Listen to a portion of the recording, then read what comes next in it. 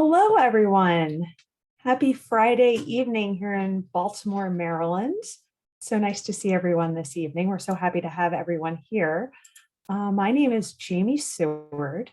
I am Associate Director of Alumni Relations with Lifelong Learning in the Office of Alumni Relations at Johns Hopkins University. Before we proceed, I'd like to acknowledge our sponsors, the Arts, Entertainment, Media, and Entrepreneurship Affinity. Now, before I turn the program over to our amazing speakers, I encourage you to ask questions in the Zoom Q&A located at the bottom of your screen. Now, I have the pleasure of turning our program over to our incredibly talented student moderators. Take it away, guys. Hello, thank you so much. Before we even start, I just want to say thank you to Jamie. Thank you to the Office of Alumni Relations. Thanks to the sponsors. We're really happy to be here and really happy to be joined by Bill.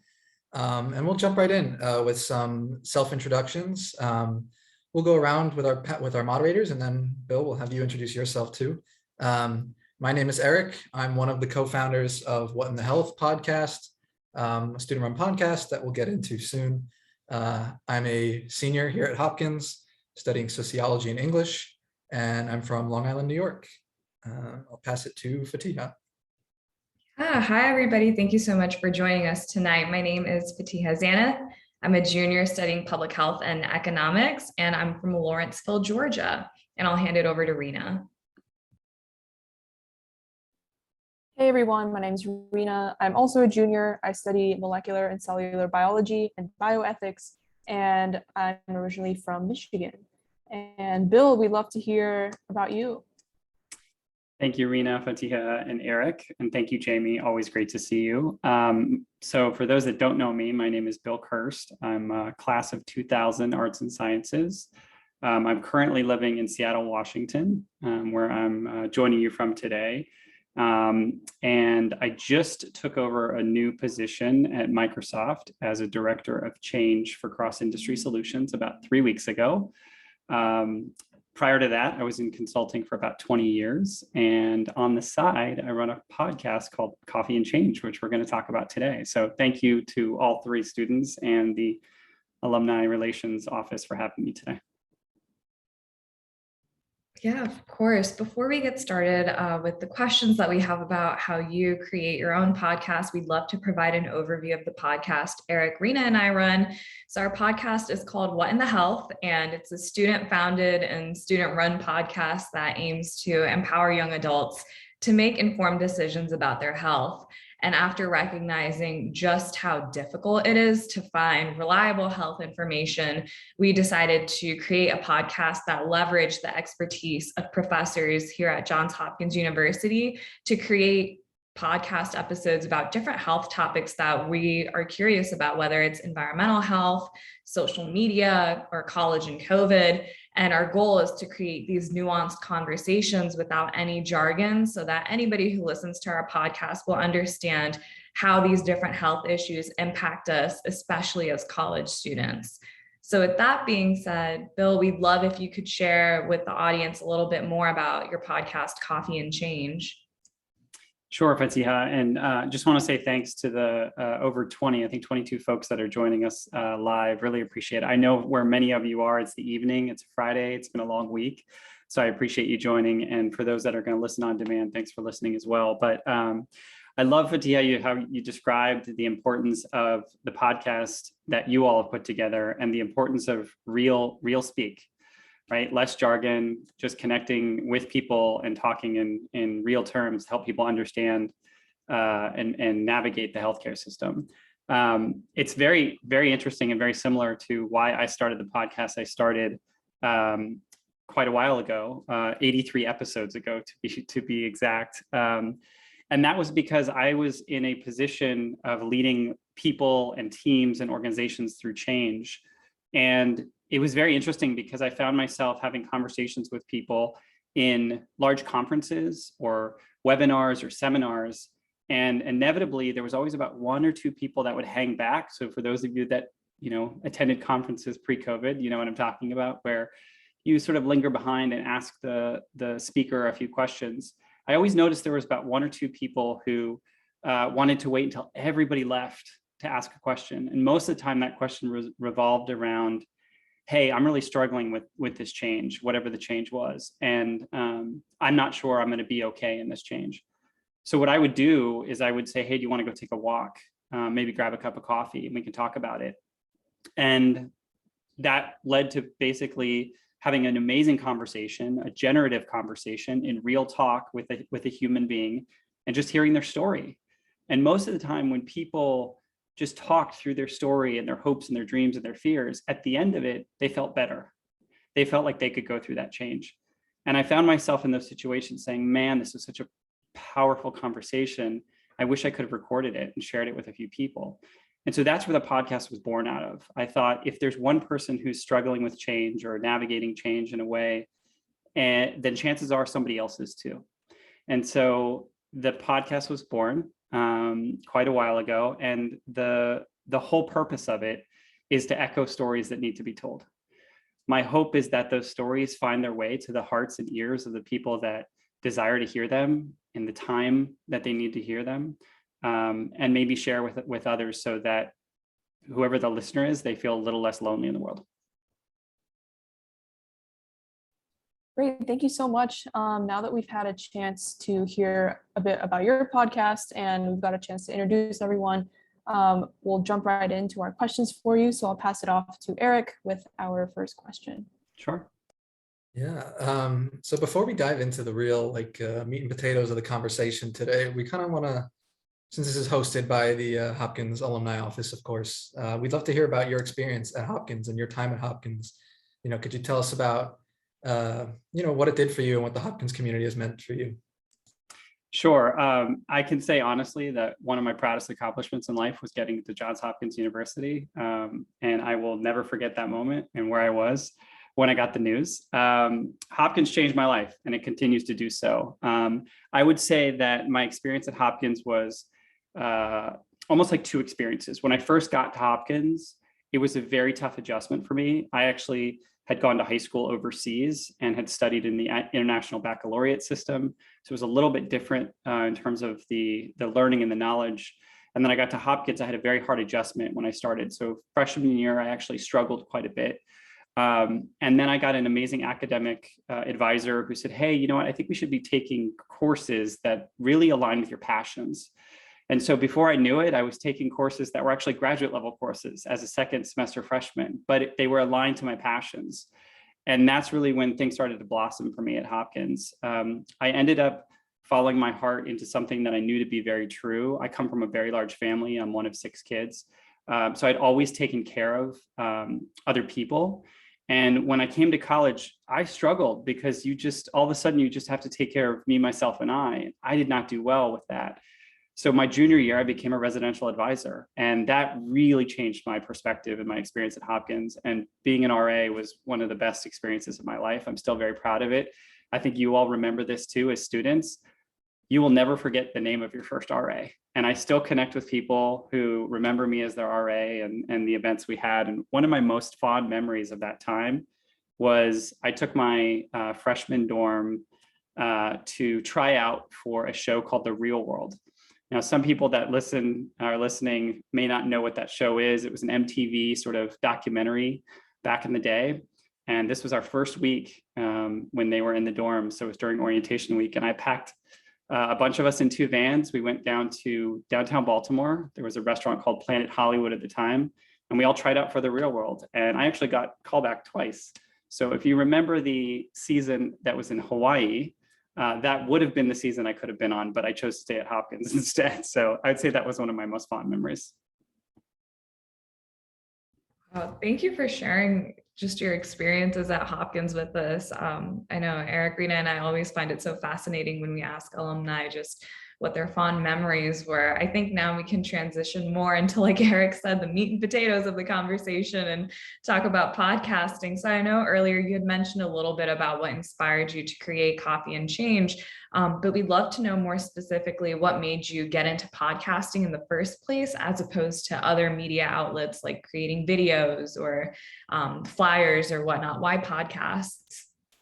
Yeah, it's a great question. I started listening to podcasts in 2005. So if folks study the history of podcasts, that's really when they started. There was an MTV VJ actually, who was one of the first people to get into the realm of podcasting in the early days of when Apple had iPods and they had just had sort of this iTunes store. I stumbled upon the podcast in 2005 when I was actually at Army training for about 6 months. And I found that it was so open and honest and welcoming. And the analogy that I draw to podcasting, I draw for podcasting today is they're the modern day Stoa. And so those who have studied ancient Greece or philosophy probably know the Stoa was those, long walkways, those porticos that had many columns, if you've seen, in the images of the architecture of ancient Greece. And the reason I call it a modern day Stoa is because in ancient Greece, that's where a lot of philosophers would actually teach and stand and talk and share their wisdom. And if you think about the architecture of a stoa or a portico, as some might call it, there are many ways in and many ways out. It is a covered, a protected space, but it allows the energy and the voices and the wind to go through that portico pretty easily. And that is essentially the analogy of podcasting today. It is a place where you can go and you can share your wisdom and your knowledge freely. Anybody can come in, come out. I think the power of voice is also something that was really important to me. I studied many languages growing up. I've learned 7 along the way, and I was able to sort of mimic and hear accents, and I have a musical ear. So the power of sound in my life has always been really important. And it felt very intimate. So when you think about podcasts and you listen to them or you go for a walk with them, it's essentially someone is sort of coming into your mind and your heart through your ears. It's a sensory experience. And I think for me, I knew it could be more important, it could be more approachable to talk about stories, to talk about the human dynamic through voice. And so that's why I decided to pursue it in audio as opposed to doing video. Cool. And so when you first started, I'm sure it was very challenging to figure out all the logistics, how to record, how to interview people, how to edit, all that stuff. I know we struggled with that in our first couple months. So we're wondering, how were your first experiences like with podcasting? Yeah, I think it's a great question, Rena, because it's changed so much. I mean, you know this, right? In just the short period of time that I've been doing this, 5+ years, it's changed a great deal. The technology I use today didn't exist 5 years ago. My early days and my early experiences was a lot of learning. So this is the other thing I encourage people as you think about, do you want to start a podcast? Do you want to contribute to a podcast? Do you want to be a guest? It is a great opportunity to learn. My first podcast I recorded, I didn't know that much about sound in terms of the effect of sound in a room that has all glass. So, for example, today I'm joining you from my apartment. I'm next to a window. There's a window behind me. It probably does a lot of reverb, but as a result, I've taken some measures to soften the sound with some mechanisms around the microphone. I didn't know that in the early days. So I learned about sound. I had a colleague at the time who worked for a radio station. She was the first person to get me some sound effects to be in my opening theme music. I then learned about the opportunity to reach out to independent artists who would create your own composition for your podcast theme music. I want to give a plug to an incredible man named Jason Latham, who's in New Hampshire, who I connected with and has done my recent composition on the opening theme music of my podcast. I loved working with him because he taught me about the music. He taught me about the composition. He helped me understand what was going into it. And he listened to a lot of episodes of my work before he even put sort of pen to paper to compose. So to me, it's been a learning journey. The editing, the software you use to edit, I use a mix of different software. I try and do that with a lot of intent because I want to learn about the different tools, softwares, ways in which to connect with people, remote, all of that. So to me, the best part about it is when I think back and I listen to my first episode, I cringe a little bit, right? I'm like, oh man, I sounded strange. The sound wasn't good. I used too many sound effects. And now I take the learnings that I have and I follow my gut and I follow my heart. Wow, no, that's great. That's a lot of good insight. So now bring it to your podcast. Your podcast is titled Coffee and Change, and we're curious, what does change mean to you? Why is that your title? What do you envision change that comes from your podcast as being? Yeah, change for me, it shows up in a couple different ways. Obviously, I'm a change management expert, so I've been doing that for 2 decades. So it shows up in my career, my profession. I get the honor of leading, as I mentioned, people, teams, organizations through change, whatever that is. But at the heart of it, like, change to me is growth. It's how you know you're alive. It's achievement.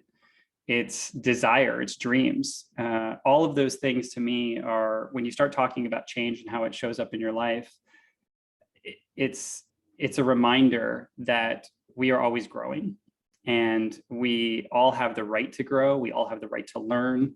We all have the right to heal. And so when I think about Coffee and Change and what it has become over the years, it has become this sort of stoa, this place where people come to listen, to grow, to heal, to wonder, to dream.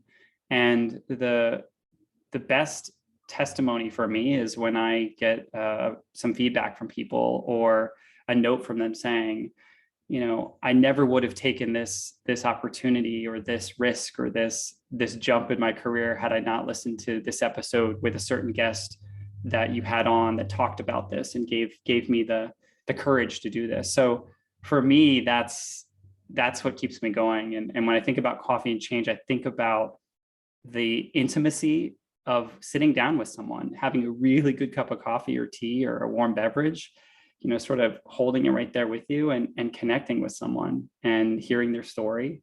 And then when you leave that engagement or that interaction, you're a better person for the part that someone else shared. And my hope is that it just grows upon itself, and that echo finds it where it needs to in the world. Yeah, I think just having a lot of those meaningful and insightful conversations is such a joy just to hear whenever we can on our phones. And earlier you had mentioned that you have 83 episodes, which, congratulations, that's a really big feat to have 83 stories and episodes published. This kind of leads into our next question of, how do you determine what stories are worth sharing? There must be so many conversations that come into your mind about what you want to share on your podcast. Yeah, it's interesting. When I started the podcast years ago, it was much more about trying to find what story was the right one to share. And they were probably anchored a little bit more closely to the work I was doing at the time. So if I was spending a lot of time with people that were in a certain industry and they were going through change and I was having conversations, I would get to a place where I was comfortable enough to say to them, hey, I think your perspective is really valuable here. Would you be interested in coming on the podcast and sharing it and providing some learnings for others? As I went along, I realized that my hands are not necessarily on this wheel. Like, this is sort of a craft that is steering itself. And what I mean by that is, a lot of times the stories worth sharing are the ones we don't necessarily know about, right? They are the stories that come to you or come into your mind because you've taken the opportunity to learn, to be curious, to inquire, and frankly, talk to people that otherwise you never would talk to, or you might not come across. So for me, a lot of times the stories that are quote unquote worth sharing find their way to me. It's something compelling. I think I do have a couple soft spots in my heart, right? I have a soft spot for dreamers.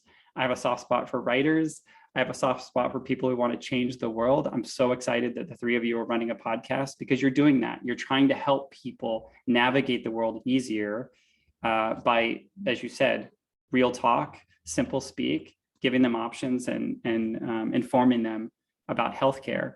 So for me, I find it that as long as I put that intention out there in the world, and that intention is echo the stories that need to be told, I take my hands off the wheel and I kind of let them come to me. Now, there's some discernment. Maybe I won't choose someone who wants to push a product or wants to push a book that they've written because it just doesn't align with my brand. Or maybe they've already got a huge marketing behind them. I don't think they need Bill Kirst Coffee and Change podcast to take them to the next level on a bestseller list. But there are other people that I think their story would really help others to be heard. So that's kind of how I do it. I think at this point it's a little more intuitive than it is selective.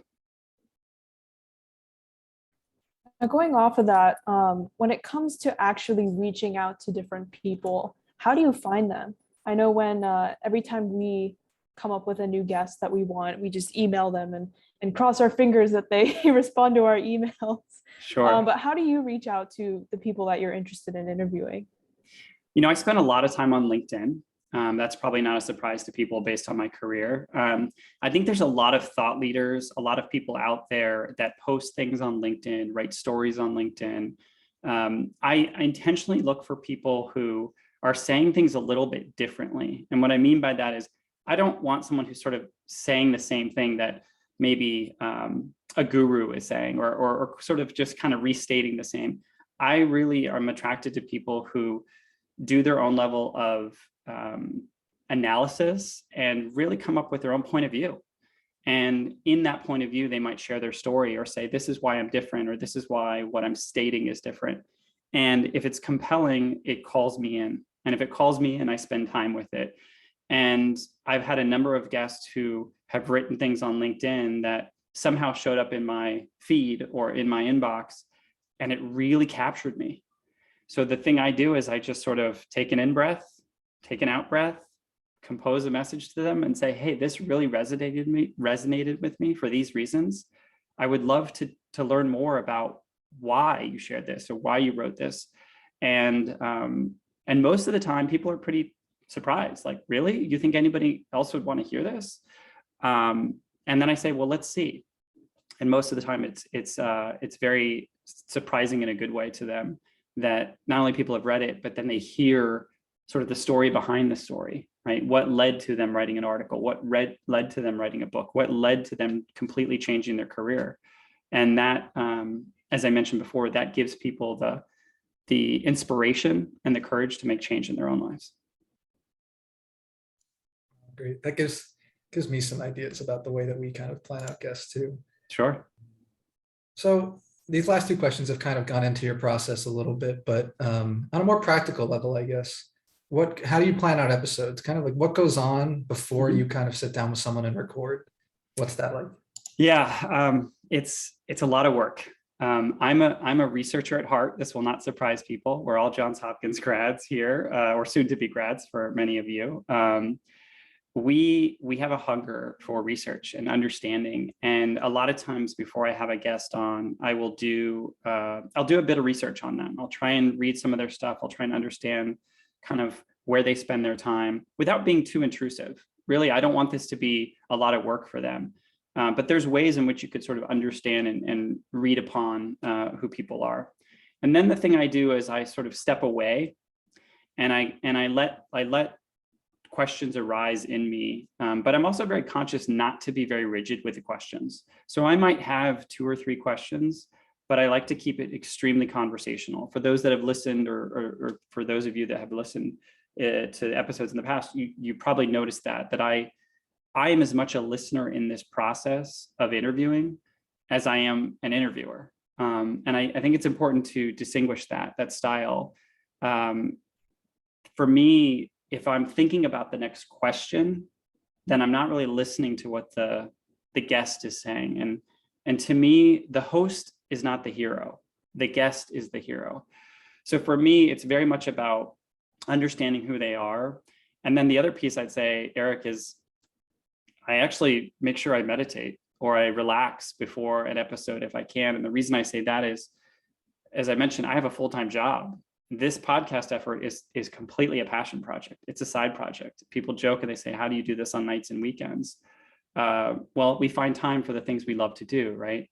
But you can't just jump from maybe a corporate meeting straight into an interview podcast and be calm, cool, and collected because you might be frazzled. So one of the things I try and do is set up space and time to meditate, to not necessarily bring the sort of baggage of some other interaction into the discussion with the guest, because that people will notice that, the guest will notice that. If you're stressed, if you're rushed, if you're distracted, they'll notice that. and then it sort of closes down their opportunity to be vulnerable, to feel safe. And this is very much about creating safe space for people to tell their story. So those are a few things I do beforehand to get ready for what I hope is a very generous discussion and interchange. Yeah, I think those were really insightful comments, especially because, we're still students and life can get really stressful in between classes. I'm sure those of you in the audience can relate to this. But now that we've kind of discussed what goes on before the interview, we want to touch on what happens after you finish recording. What's your editing or production process like typically? Yeah, the editing and the production process is probably what takes the most amount of time.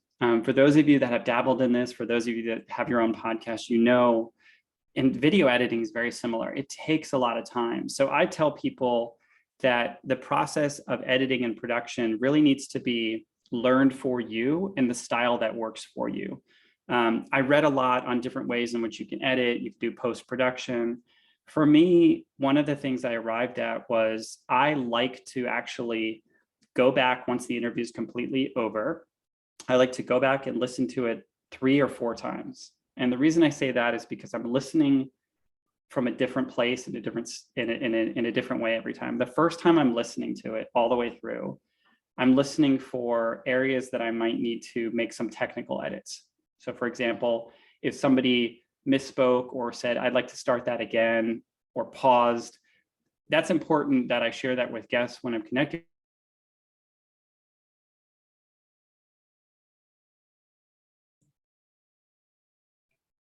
Hopefully he'll come back. Let's see. In the meantime, maybe you can talk a little bit about your podcast. I know we do have a question. What is the ideal duration of a podcast? Maybe you can talk about that while we wait for Bill to reconnect. I'll strike my first impression of the question. This is something we talked about a lot when we were first starting. How long should our podcast be? And honestly, we settled on around 20 minutes. That was what we thought would be good, because we wanted to give people like these bite-sized things they could just do while they're commuting, listen to while they're commuting and get this information. But then we recorded our first episode and cut it down, and we were still at like 40 minutes. And we were like, this conversation is just so good. There's nothing we feel like we can take out. And that's kind of what we ended up settling on. It's kind of more like a 40-minute benchmark. And we felt like, maybe it's something you can kind of break up and watch in a few pieces instead of that one kind of bite-sized chunk. So I think it's tough. The ideal, I think, depends on what you're talking about, what your content is, and kind of like we're saying, what's your target audience? Where are they going to be listening to it?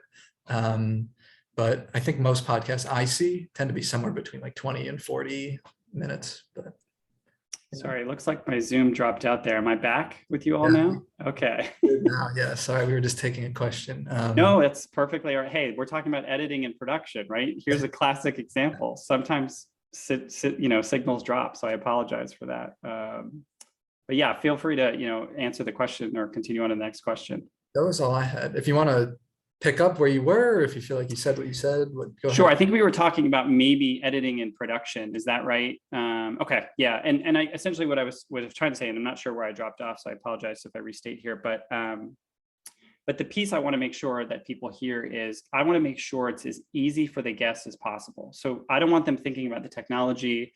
I don't want them having to think about the editing and the production. So if they state something and they feel I didn't like that, I say to them, no problem, just restate it. Take a breath, keep it very conversational, because then I go back and I do all the editing afterwards. And I listen, as I said, 4 times. First is for technical. So go through and listen and see where there are any drops, right? Case in point, we're doing this, my signal just dropped. We're gonna have to redo it. So that's the first thing I listen to. The second thing I listen for is I go through and I listen to see if there's anything that really stands out that the guest said, because most of the time when I'm facilitating, we all know this, yes, you're active listening, but not entirely, because you're also holding this container of this podcast, and I'm monitoring the technology and I'm monitoring the signal. So part of you is distracted. So the second time I listen through, as truly a listener. The third time I listen through, it's really about the whole flow of the story. And I oftentimes, the third time through, I find myself saying, wow, I don't even remember asking that question. Like, where did that come from? And I would say to those of you that are thinking about running a podcast or really enjoy the podcast that you listen to, those are the moments that are gems. When you say to yourself, where did that come from? I don't even remember thinking about that question. I didn't write that question down before. And that's how you know you're really in flow. And then the fourth time I listen, I go in and I basically put in the intro music and the outro music, or the sort of on-ramp, off-ramp. And then I put like basically render it one more time.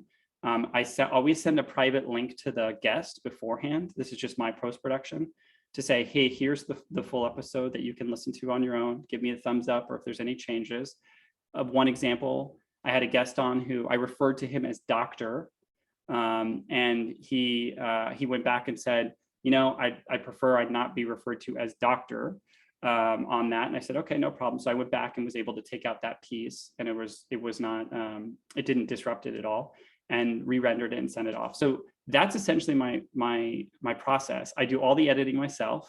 I don't outsource it. There are lots of companies that will do that for you. I've been approached by those companies, but I have to listen with my heart, and my heart still really loves the editing process, because in it I learn, and in it I hear differently, and there are reminders of these questions that drop into my consciousness that I don't even know where they come from sometimes. Yeah, that's really fascinating, because the editing process is so dependent on the style of your podcast, right? You said your podcast is conversational. Ours is more like interview style. We go back and we cut out our quotes from our interviewer that we think are the most insightful or important, and then we record around those quotes. So for any of you guys in the audience, editing styles are very individual and unique, and I really love the way that you presented how you edit. So our next question is, how did you determine your target audience, and how do you try to reach those people? I know for us, every time we plan, we say, okay, we want people, young adults around our age, to understand what we're talking about. Do you go through a similar process like that with your interviews? It's interesting. I started off in a very different place than I think I've arrived in. And like, that's the best kind of journey, right? You say to yourself, I'm going to start here and I'm going to end up there. And then along the way, life happens. So early on, I started off with the targeted audience based on industries. So I was interviewing a lot of people in tech. I was interviewing people in financial services industry. I was interviewing people in healthcare. And I wanted the episodes to be listened to by probably C-suite level people. So people who were at the pinnacle of their career, because I felt very strongly that change and people's stories about change was not being paid attention to enough in corporations. And I felt, well, if there's a C-suite officer or maybe a startup owner or a founder that listens to a story and says, wow, I didn't realize that there was this much compelling change happening in my workplace. So that was my original intent, was to share those stories. As it evolved and grew, the target audience now it could be anyone from a freshman in college to someone that is retired and writing a new chapter in their life. It has found its way to people that I never could have planned. As I said, I've been reached out to by people in Indonesia, South Africa, Singapore, Denmark, Chile. Like, all of these people have reached out and said, I thought this episode was really interesting for this reason. And again, the credit goes to the guests. I just happened to ask a few questions. Yes, I'm committed to the editing and the production and the gathering of these people, but it's the stories of the guests that really find their way to these audiences. So for me, one thing I haven't done, and some people might disagree with this, I haven't done a lot of like target marketing or analysis. I believe very strongly in, if you put it out there with the right intention and the right level of heart and consciousness, it'll find its way to who it needs to find its way to. Yes, there's stats and data that I could look at, but I don't spend a lot of time doing that. I spend my time following the stories of people and being inspired by people and reaching out to those people and saying, hey, do you want to have a conversation? And let's see if we can echo it out to the world. And that's where I'm at today. So it's hard to say like who my target market is. I think if I had to, I would just say I'm keenly interested in people who want to learn about change and hear stories and maybe be inspired in their life to make a courageous decision for themselves. Great. Yeah. And it's interesting. Yeah. You say you haven't done any, specific targeted marketing. And I think that's interesting, but, right. You obviously have a listening base though, too. Right. So I'm curious a bit about, how have you reached people? How did you get your original audience? How did that audience grow and things like that? Yeah. I mean, I'm still sort of blown away by the fact that I think when I last checked, there was something like almost 25,000 listeners. So that's amazing, right? I didn't set out for those numbers, but again, they're somewhere, they're continuing to listen. I think what I try and do is, sure, I post on LinkedIn when an episode is out there. I did create a LinkedIn page for Coffee and Change. So I've got the Bill Kirst sort of LinkedIn, which anybody here, feel free to reach out to me on LinkedIn. I would love to connect with you in the Hopkins community. But I've also got a Coffee and Change page. And the reason I have that is because sometimes people like to just, subscribe to that one, see the episode stuff, as opposed to maybe Bill has a lot going on and other things they're not interested in. So I did that separately. I do post on Facebook a little bit, but I'm not spending as much time on Facebook these days. I'm not entirely comfortable with some of the things that they're doing, so I might have to pull away from that. I did start an Instagram account for Coffee and Change. I think that was mentioned in the upfront invite. I post some stuff there. That's really it. I don't do much more than that. I think friends and family and Hopkins folks, and I'll give you an example that happened today. I was talking to a friend of mine who used to work for Hopkins. He saw this invite that went out on LinkedIn. He was in his office talking to another colleague at Virginia Tech and said, "Hey, I saw this thing that Bill Kirst is going to do tonight." And there was somebody walking by his office and they said, "Did you say Bill Kirst?" And he said, "Yeah." And he said, "The change management guy?" Now, this person who said this is like a 20-something who's at Virginia Tech, and to my knowledge, doesn't know me. I don't know him. And so I immediately said to my friend, like, "Wait, can you go back and find out how that person found out about me and how they?" So apparently, like, it's finding its way to those that are interested in this. And that really warms my heart. I like being delighted and surprised by people that reach out and say, "This really moved me in this way." So I'm just kind of letting the universe do its thing, Eric, honestly. Yeah, I always find it fascinating how information trickles down. I mean, I think earlier when we first launched our podcast, we would have professors come up to us, be like, "Hey, I liked your podcast episode." And I would be taken aback and like blink a couple of times and be like, you have a podcast? Okay, cool. Yep. So throughout this entire conversation, you've mentioned just little pockets of things you enjoy about creating a podcast. We'd love to know what your favorite part is about podcasting out of everything from start to finish. I think I really, really love the post-production and the editing, believe it or not, because I don't know how to describe it except to say that it's a craft and it requires a lot of detail, and it allows me to sort of be very meditative. So when I'm editing an episode, I've got to be very focused. I've got to listen, and I can't be distracted. And we're in a world that's very noisy right now, and there's a lot of stuff coming at us. And so when I go under the bigger headphones and I really listen, it's this meditative experience. It's very intimate to listen to the voice of another human tell you their story. And a lot of times, topics of vulnerability come up, and to hear that very, very intimately in your ears is a wonderfully nourishing experience. So I really love that part. And then I'd probably say the second part is when it's all done and out there, and you get that first response back from the guests saying, "I'm so happy with how this turned out. Like, I never thought that," when they're surprised, they sounded as happy or as good as they wanted to. That's pure joy for me. So those two would probably be my favorite parts of podcasting.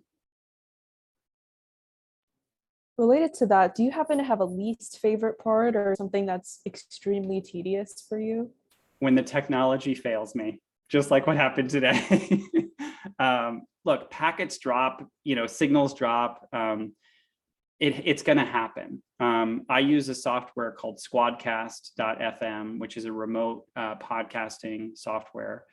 The great thing about that podcast software is it's set up for lossless audio. So what that means is, unlike a Zoom, right? In a Zoom, we're recording in a certain way, but in something like Squadcast or other vendors have it out there as well. Each person talking has their own track that is lossless. So for example, if I drop out, it doesn't impact theirs and vice versa. So you can take those native files afterwards and actually do some really good post-production. But yes, when the technology fails, which it does, and it will, because Murphy's Law, that's probably the part that frustrates me the most. And occasionally I'll have to actually reschedule with guests because it's just not working out. And the other thing I would say is, which is kind of an interesting takeaway, it's not something I dislike, I just find it interesting. When I'm in deep conversation with a guest and they go to a place of deep vulnerability, and what I mean by that is some of them talk about things they've never talked about before to anyone, the technology starts to act very strange. Like it almost cannot keep up with the frequency, the energy, the momentum of the person talking, and signals drop and connections drop. And that has happened in a pattern that I've seen, which is fascinating to me. And it reminds me that we as human beings are essentially energy, right? Constantly. And sometimes technologies gets overridden and can't keep up with us. So it's a reminder that we are powerful beings. Yeah, wow, that's great. So we're getting to the last round of questions here. So we just have a couple more, and then we'll see if there's any Q&A. If you guys have any questions in the audience, feel free to drop them and we'll try and get to them over the next few minutes. I'll go ahead with my question. So whether it's specific to podcasting or more generally about life, what are some kind of lessons you've learned in your time with this passion project? Yeah, some lessons I've learned since starting this passion project. The biggest one I think I've learned is that, like anything you do with passion and fervor, and you want to make an impact, there's going to be people who at some point along the way are going to tell you, you should do this, you could do that, I'd recommend this, I'd recommend that. And that's wonderful. That's all wonderful advice and gifts from people. The biggest thing I've taken away is listen to your gut. I've had a lot of people reach out and I love it. There have been people who are advisors and coaches and people who really are passionate in this space. And many times I sit with that advice and I say, is this right for me? Is this right for me right now? Is this right for my guests? And so far, every time, Eric, I've arrived at, no, it's not right for me right now. And it's not right for my guests. And it's not right for what I'm trying to create. I've had a few people reach out and say, the stuff you're creating is gold as far as content. You should turn it into a course. You should turn it into a book, right? There's all of that. And again, I'm honored by that. And it's a huge compliment. But one of the things I said to myself was, if there's a sense of that resistance that's coming up in you, or like, it's not going to be authentic or genuine to what I want this to be, then resist the urge to do that and stay true to what you want. Again, as we talked about before, when podcasts first started, there was no textbook. There's still no textbook in some ways. The best way to do it is what's right for you. So for me, that's one of the biggest lessons that I've taken away is in 5+ years, it's reminded me the importance and the power of listening to your gut and listening to your heart and leading with your heart. And that was a risky thing to do, but it's right for me. Yeah, I think trusting your gut is just one of those pieces of life advice that I think come time and time again with every season of life, no matter where you are. So it's always reassuring to hear it. Again, I think, we've spent a lot of this conversation talking about your podcast and learning a little bit more. We'd love to know if there are any people or podcasts that inspire you that you listen to often. Absolutely. If you know any podcaster that's doing this work, chances are they've got at least 3 or 4 people that they love to go to and listen to essentially replenish our tanks, because this is hard work. A couple that I absolutely love. So Krista Tippett runs a podcast called On Being. And it's a weekly podcast. It started off as a public radio show back in the day, and it moved to a podcast format.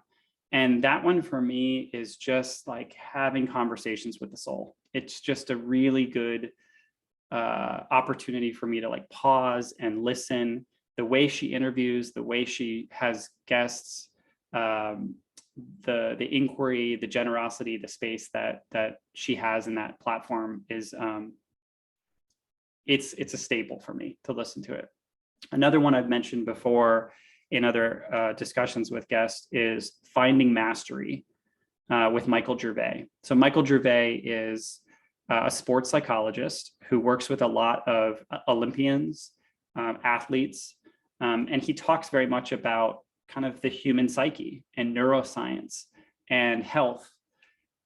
And he is a master at being able to have a conversation with people who are growing in a way and trying to find out what their own sense of mastery is in this world. So I really, really like his as well. So that would probably be, two that I listen to regularly. And then most recently, I'm a big fan, and I think you will probably, second me on this, the Dropout podcast, the Elizabeth Holmes trial. So I'm not necessarily one of those people that follows all the crime, criminal sort of whodunit type podcasts. There's a lot out there, but the Elizabeth Holmes one, man, that was like, that whole story still, I wait every week for that Tuesday episode to come out for the next, what's happening in the court proceeding. So that's sort of a third one I'd say that I'm really listening to right now.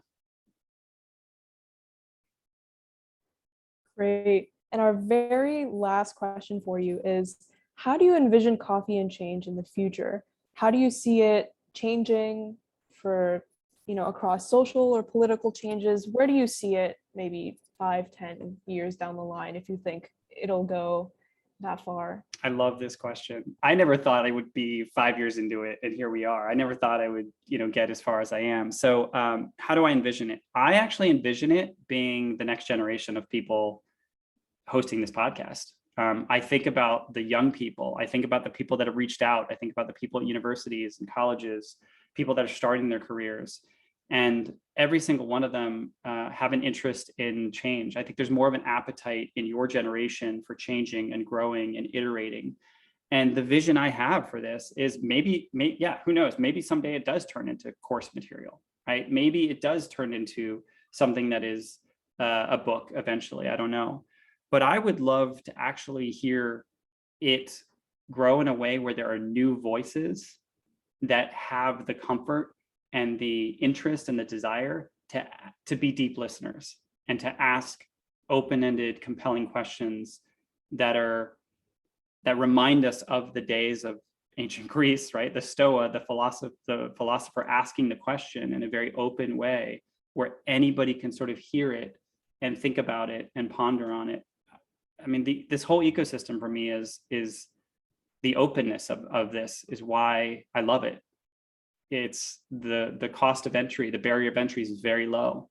And I'm a believer that everybody has a story to tell. So if this podcast continues to be a platform upon which we can echo those stories that need to be told, I would love for it to be new voices that are the hosts.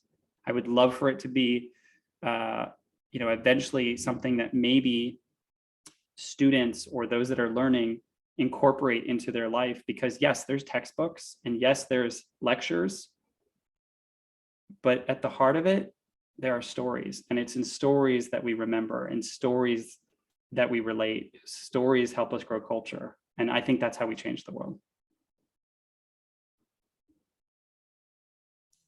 Awesome. So those are all the questions we have. Jamie, I'm not sure if there's anything going on in the Q&A. There is. It's a We got very a lot busy. going on in the Q&A. And I'll just add that I'm obsessed with the Elizabeth Holmes. Okay, all of good. it. Good. I can't get enough of it.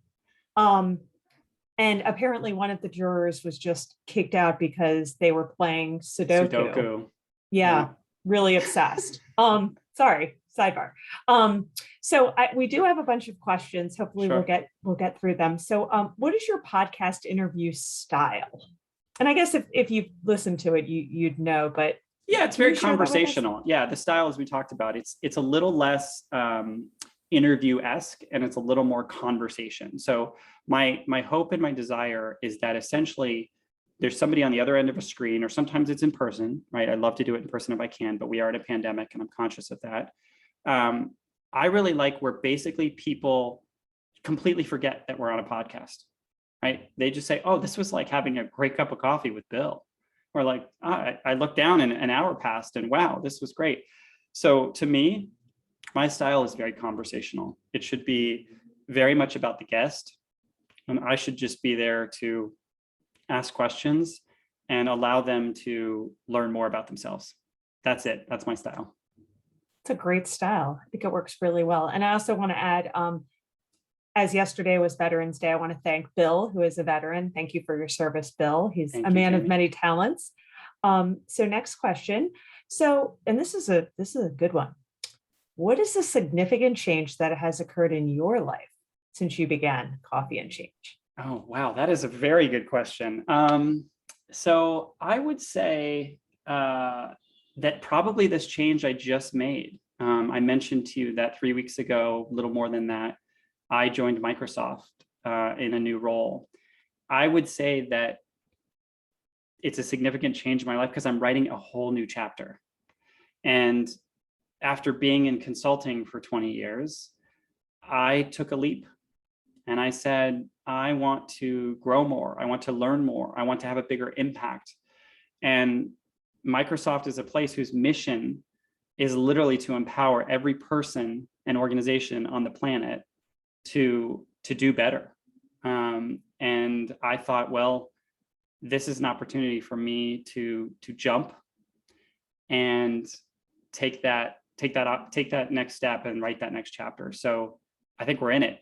And to be determined. I've only got one episode in on the podcast, this most recent one, which was episode 83, where I actually had a former guest on who reached out to me and said, hey, I'd like to interview you, Bill, because you're going through one of the most significant changes of your life right now. And I'd love to capture that moment. So we just wrapped that last week. I think I posted it this week. And my hope is that in the future, I go back and listen to that episode because it's a slice in time of a brand new change to hopefully bring more goodness to the world.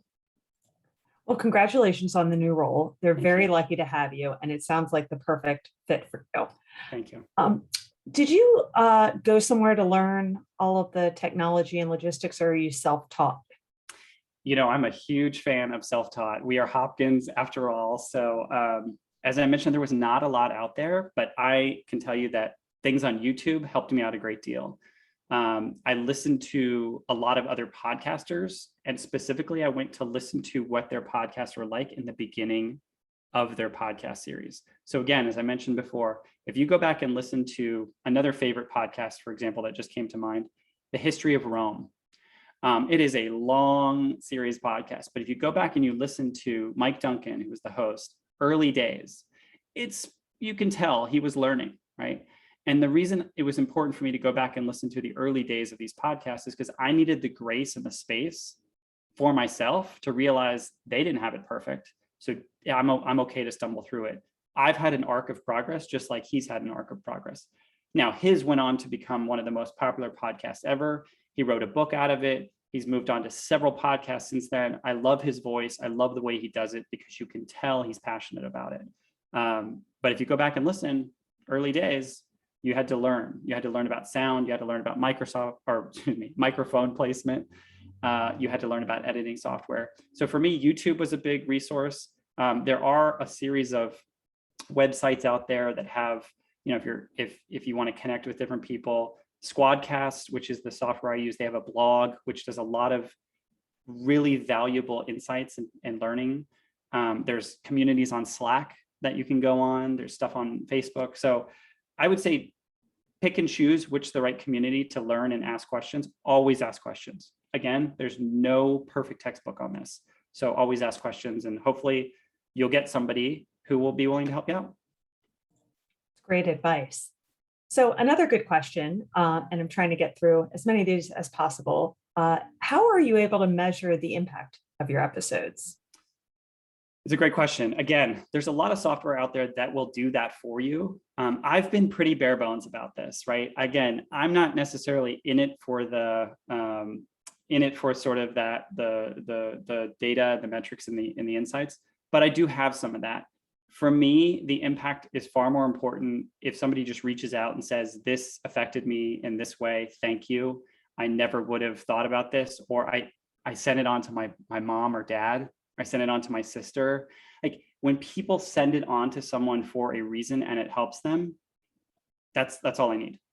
Now, again, there's data out there that you can look at. I do find it fascinating sometimes to see where people are listening from, and you can sort of see the countries and the cities that they listen from. And it's fascinating because you're like, I had no idea that somebody in, Texas has listened to 60 episodes consistently. So I think some of that data and that insight is informative, but to me, it's not the be all end all. The be all end all is when somebody says it helped me in this way.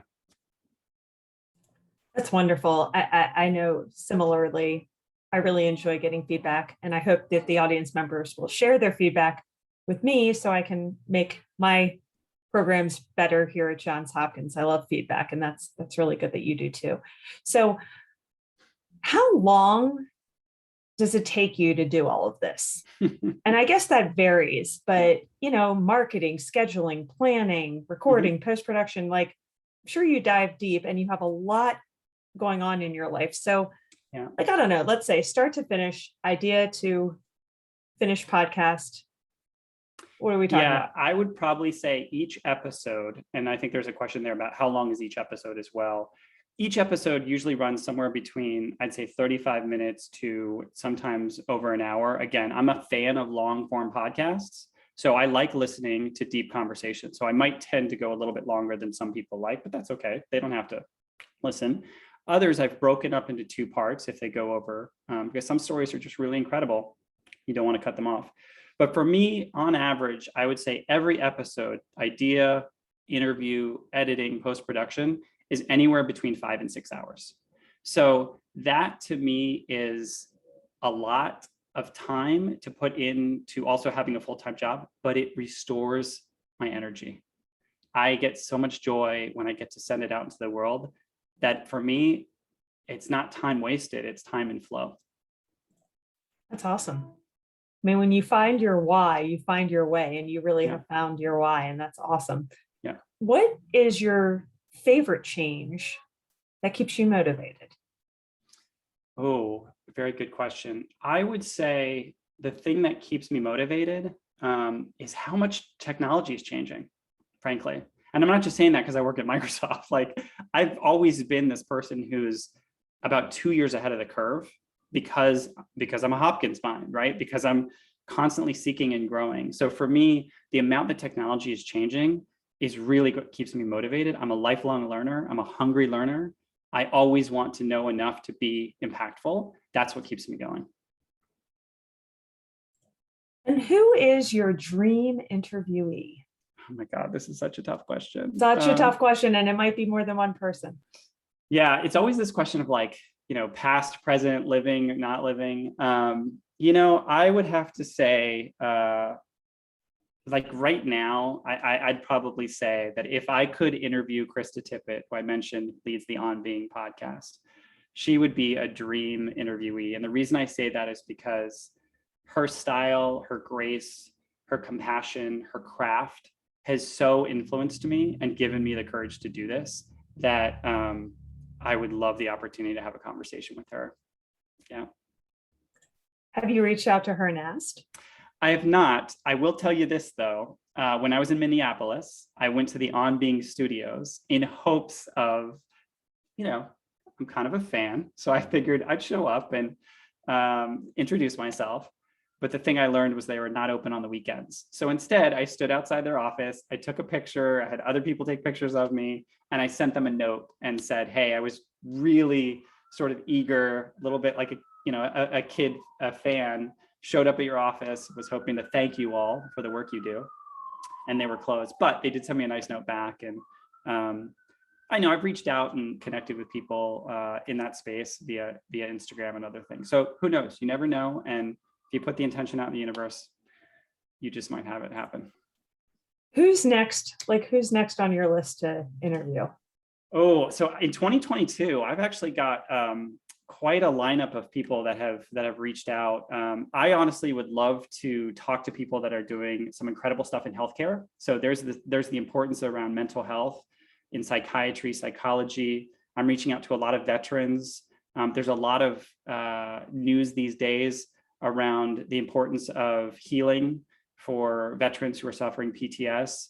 I've had a couple of guests on that have talked about the research and the changes that are coming with psychedelic medicine. So all of the stuff that's happening in the changing world of healthcare and mental health and mental well-being, I would love to have anyone on that's in that space that is interested in that space and sort of the overlapping, because there's so much to learn there. And I think there's a lot that we have to unlearn before we can learn. And truly for me, it's about healing, and everyone deserves to heal and live their whole life. And so that's a space that I'd love to hear more stories on in 2022. You're an amazing person, and we're so honored to have had you here. And we're very lucky to have these amazing students. Like, I love what you're doing. You're the future of podcasting also. So we're out of time, but it's been wonderful spending Friday evening with you all. I wish all of you health and wellness and peace, just as Bill probably does also. A follow-up email is going to be sent to you with a recording of this program, along with our event schedule. Hopefully you'll join us for another program. This has been wonderful. Thank you for your time. Thank you for your talent. Thank you. Appreciate it. Thanks everyone for listening in. And thank you to you students. Got a lot of hope for you. Appreciate what you do. Take care.